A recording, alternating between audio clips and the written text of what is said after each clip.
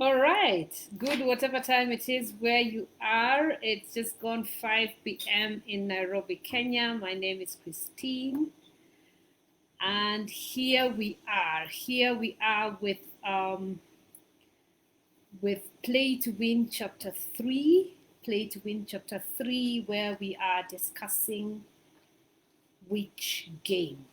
Which game. Now, if I can do a quick recap in case someone is joining us for the first time, we had done chapter 1 already, which said life isn't fair. And we talked about how you have something you do better than anybody else in the world. So that's what I call your unfair advantage in the book. It's what's your unique ability.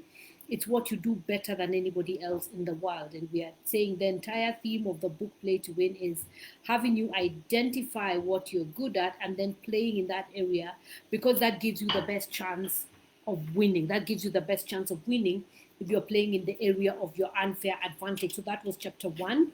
And then we went into chapter 2 and we asked ourselves, why play? Why do you want to compete at all?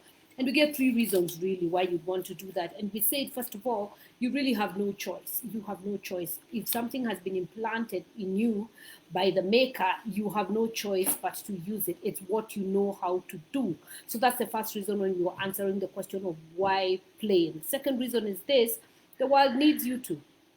God has given all of us different gifts so that in your using those gifts, then we are able to have the world rotate together. So you really want to utilize your unfair advantage, your gift, your talent, because that is the way in which the world rotates around. All right. And then number 3, it brings immense satisfaction to operate in your, if your gift is in music, and I'm using this as an example, then there is no joy such as when you are singing. If your gift is in gardening, I know people who lose time completely in gardening, and therefore you want to find, for very selfish reasons, what your area of unfair advantage is, and you want to operate in that area.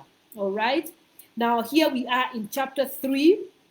We want to talk about chapter 3 today, and chapter 3 talks about which game. How do you identify your area of unfair advantage? I have been on platforms where I'm speaking to people, and people are like, that is all fine, Christine, but how do I identify my area of gift? First of all, there is no limit to how many gifts you have, how many talents you have. There's people who have many. Some gifts, like we said already, are more visible than others. There's those things that are more public.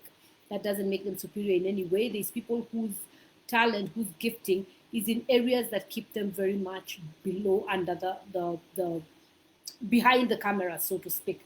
So that then these are not people who will be in the limelight. That doesn't mean they're any less gifted. That doesn't mean they're any less important. Every gift. Now, just to refer to my first book, I actually wrote them when I was doing the introduction of this. I already talked about some of the books I wrote before this book. And my very first book to write was Blossom. And Blossom talked about how there is money in everything. There is absolutely money in everything. There's no such a thing as this is the area that will make you money. I remember when I was in campus, I saw a book on wealth creation. It was my first time to ever read a book on wealth creation. And I picked it quickly because I thought it will tell me go into this business. Because I was in school to study business. I was pursuing a degree in business. And I was thinking, I must go into the business that makes the most money. Reading that book, and I had just joined campus, it like the scales fell off my eyes to the idea that there is an individual business that makes money. There is no such a thing. You can make money doing absolutely anything. You just have to identify what it is that is your unfair advantage. In what area are you able to do well? Now, I want to tell you a story about a time when I ran a magazine. There was a time when I ran a magazine, and I was the editor of this magazine. It was a magazine for property. And this magazine was just going to start. It was actually the first time when we were doing the first issue. And I remember we had quite an interesting situation there, because a lot of our prospective clients were saying, hello, if you can show us the magazine, then we'll be able to give you advertising. So it was a chicken and egg sort of situation. If you show us a magazine, we'll give you advert. And I'm thinking, you need to give me advert so that I can find money to do the magazine. I didn't have that much capital. And so I got some clients to come in. I offered free advertising. I did dummy magazine. I did every which way to find a magazine. And on the evening of going to press, we were just going to press the next morning with the first, and it was about this time, it was just gone between 5 and 6 o'clock in the evening before I left the office. I had the whole magazine together, and only one page had a quarter advert. At the bottom of the page, if you can visualize that, a magazine that has a 4/4 with other adverts and articles and everything. But I had a quarter page left over. I needed to find something to put there so I could send the magazine off to press. And I was talking to a cousin of mine, and I told her, listen, she was in the shipping business, and she would know, she was a marketing person. So I told her, you know what, get me somebody with anything that has to do with property. It can be land, it can be decor, it can be furniture, it can be anything remotely related to property. And I said, I'm going to carry the advert for free. So please, if you can find me such an advert, I need it quickly. And so she told me, the person who comes to my mind is not quite a business person. And I asked her, what are you talking about? And she said, I have got this friend who is very good in decor. She actually doesn't have a business per se, quote unquote, but she's very, very good in interior decor. And what she does is she's had people come to her and admire her house. And she lived in a little house in a neighborhood in Nairobi called Eastlands. It wasn't a very big house, and therefore she wasn't a very well-to-do person, but she's very, very gifted. She was very, very gifted. And so she tells me, she made my curtains, she made this decorative thing, she made a few items in that lady in my cousin's house. I told her, all right, do this. Take me great pictures around your house. She took great pictures around her house, sent them to me. I got my graphics people to prepare an advert. And then we asked ourselves, what are we going to call it? We said, let's use her name. Now, I don't want to say her name, so let me say Christine Interiors. So if her name had been Christine, we'd say Christine Interiors. And we took her cell phone number and put it there. We created a logo for her. Listen, we did not talk to her. There was no time. It was sunset. My magazine is going to press the next day. I did not refer to her. But we created all of that and we put it in and it went.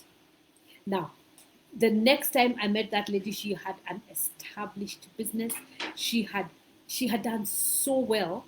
She was now seeing clients decorating their homes. People would call her when they bought a house and they want her to give advice on color and everything before they move into the house and put their furnishings and everything.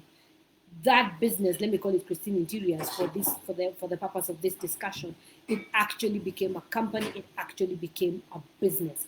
I'm saying all this to say that you have something within you that gives you an unfair advantage. You have something within you that makes you superior in that specific area. You owe it to yourself and to the rest of us to identify that area and to operate in that area. Now, I begin this chapter with a quote that says, the best career advice. Let me just get the exact quote. It's credited to a lady known as Catherine Whitehorn, and it says, the best career advice you can give to the young is this: find out what you like doing best and get someone who will pay you to do it. Now, the lady I'm referring to loved decorating houses. I remember because I did finally meet her, she was telling me that she had about 12 bedroom sets. Now, let me describe her bedroom set. It's the duvet covers and bedding and everything and pillowcases and all of that, and curtains and bedside mats, all matching. That's one set. She had 12 different ones. Have I explained she wasn't a very rich person? She lived in a small 2-bedroom house, but she had 12 bedroom sets. I mean, for me, it's difficult to imagine how when I change my bed cover, I change my curtain. I have one curtain in my bedroom. Thank you. She has a gift in that area. She definitely had a gift in that area. So you can imagine this is someone who was operating in her area of gifting. So people went around and began to pay her. It started with free advice. Hello, can you take me shopping? I'm going to choose this. But soon it became something that people pay her to do. It became something that people pay her to do. So your gift will make room for you is a quotation that is often quoted from the Bible. Now, build a system around your passion. At the end of this entire book, I want you to be able to build a business around your passion. Now, there are 4 clues that will usually tell you, what your area of unfair advantage is. And I want to go through them one by one. And the first one is this: What do you naturally like doing? What do you enjoy doing? What do you enjoy doing? So that when you have some free time, that's what you naturally gravitate to. What do you tend to do with your free time? I remember one of my favorite movies is Julie and Julia, and talks about a lady who likes to cook. And if you had asked her, what do you like doing at the beginning? It's the conversation in the movie, and they say, I like eating. Now, she wound up creating an entire career around food because she was fascinated with food. She enjoyed good food. There's people who are called foodies, they enjoy food. They can discuss food all the time. There's an organization in the US. I usually watch their podcasts and everything. They say we like to talk song. They sing beautifully. It's actually the recorded artists. It's a group of very, very accomplished musicians. But they get together and they do what they call, I think they call it the homecoming. And they do a homecoming in one state and another state, and they have beautiful, beautiful melodies and songs that they sing. But even when they're not singing, they're talking about songs. So we are talking about, what do you naturally enjoy doing? There's people who love gardening. Whenever they are free, they're just in the garden. They like tilling the soil. They like tending. They enjoy seeing crops come up. That's their passion. That's something they like. I always like to say this about my parents. They love animals. They like livestock. If they're driving on the road, you'd see them stop and be like, "Oh my goodness, those cattle look so nice." And I'm thinking, you're observing cows eating grass. How is that fun? But that is something that they enjoy doing. That speaks to gift and talent. It's something that they enjoy doing. So ask yourself, what do you enjoy doing? So that's just the first one, right? I say this all the time. There is a reason you like what you like. There's a reason the things that are drawn to you are drawn to you. It has to do with your gifting and your talent and what it is that you're bringing to the table. So, number one, what do you enjoy doing? Number two, what have you received compliments for?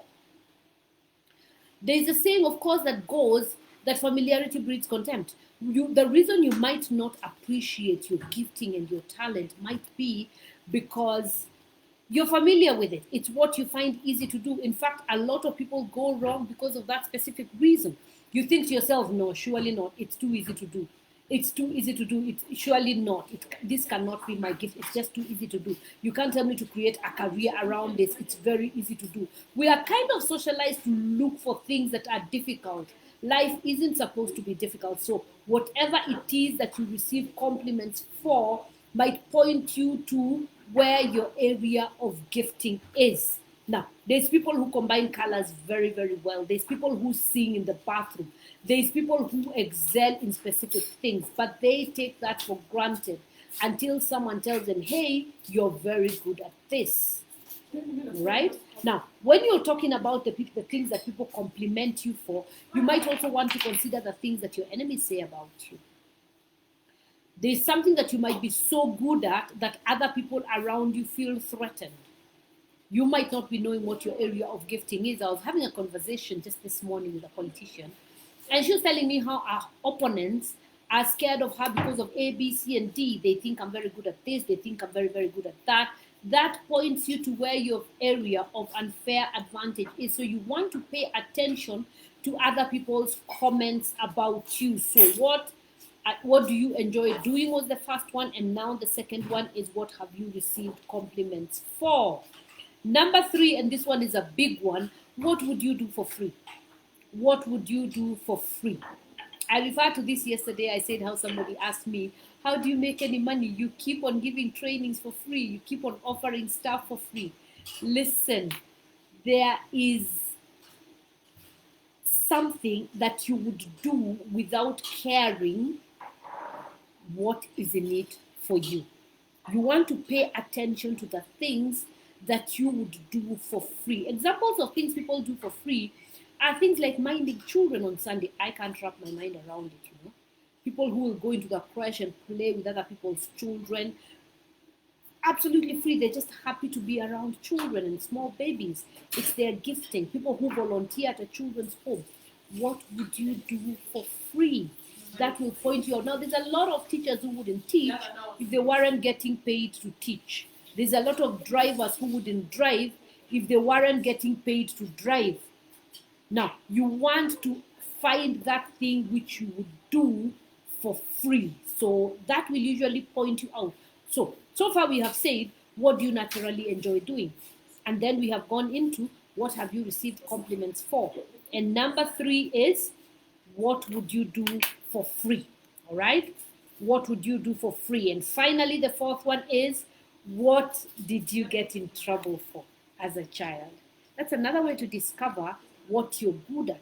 There's people who are constantly making noise in class and getting in trouble. There's people who open up gadgets and everything, trying to understand what is inside this thing.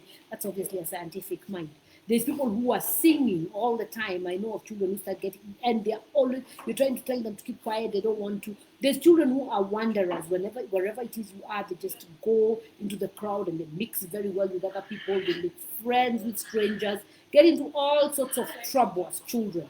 These are ways in which you can identify what it is that you are good at. So you want to build, and this is a quote actually by Robert Kiyosaki, otherwise known as Rich Dad. Build a system around your passion.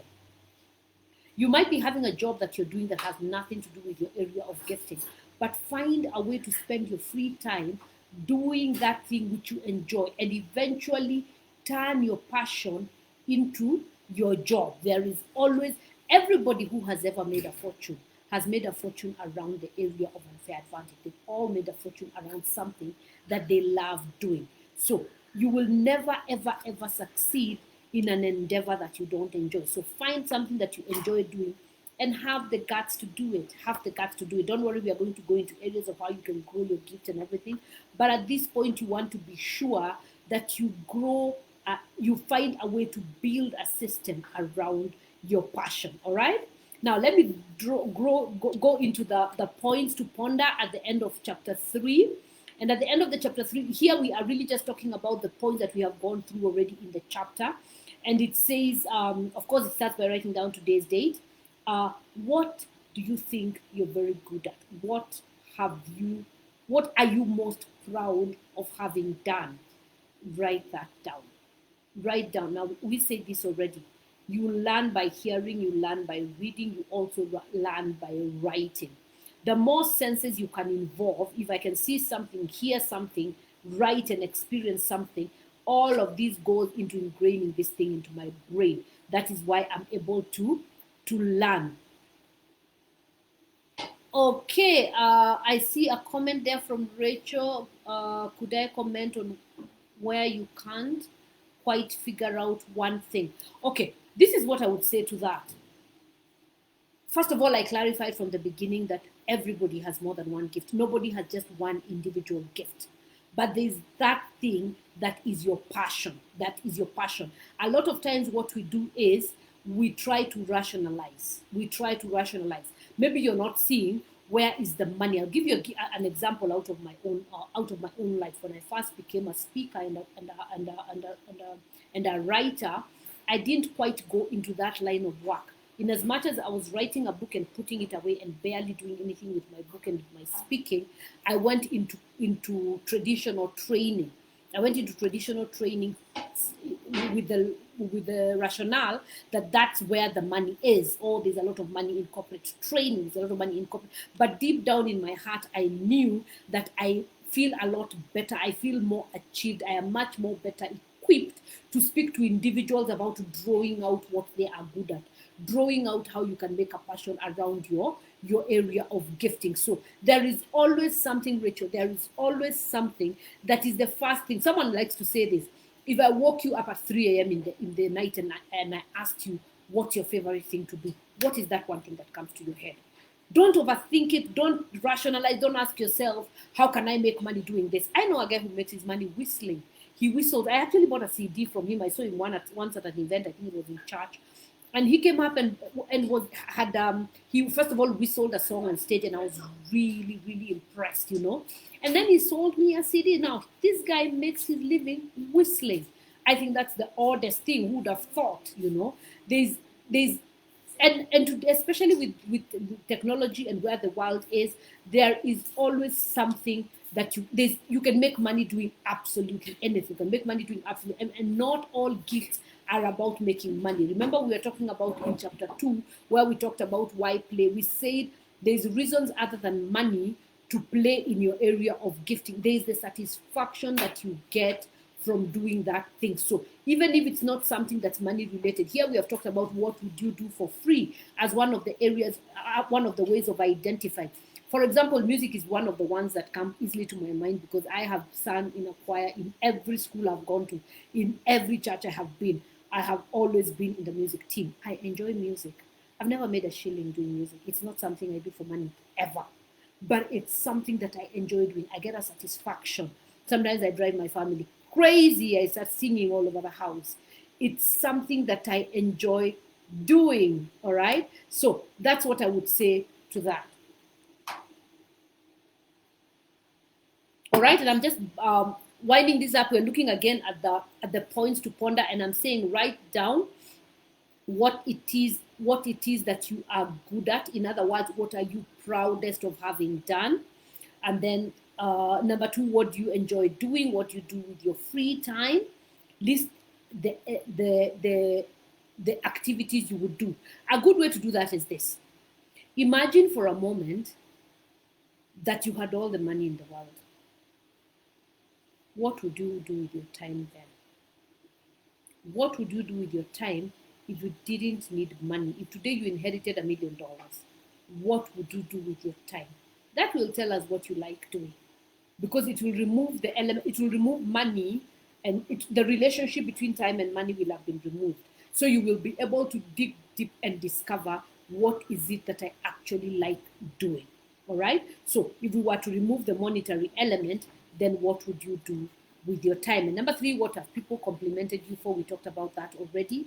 What have people complimented you for doing? Sometimes we are not able to identify our own gifting, and I said that already, because there is the element of familiarity breeds contempt. So you're so familiar with this gift, you've had it since you were born, or it's common in your family. If I come from a family of runners, this is an easy example because I'm Kenyan. If I came from a family of runners, I might not think that running is something that's special in any way, because everybody around me tends to do that. So you might not know what your gifting is until people begin to pay you compliments. All right. And then number 3 would be, what do I do for free? And we've talked about that extensively. I'm not going to repeat that. Think back to your background. What did you constantly get in trouble for? These are things that will lead you to identify where your area of gifting is. Now, I'm excited about tomorrow's conversation because we are going to be talking about taking action. We're going to be talking about taking action. I want to believe that by now you have downloaded the book Play to Win, and if you haven't already, it's easy. Just go to softskills.co.ke. You will see a tab there that says Play to Win, and there's the image of the book there. If you tap that link, you will be able to download the book absolutely free, and we will continue to go through one chapter every day. So I'm going to be here tomorrow at 5 p.m. East African time, when we are going to be talking about taking action. Between now and then, have a very good day.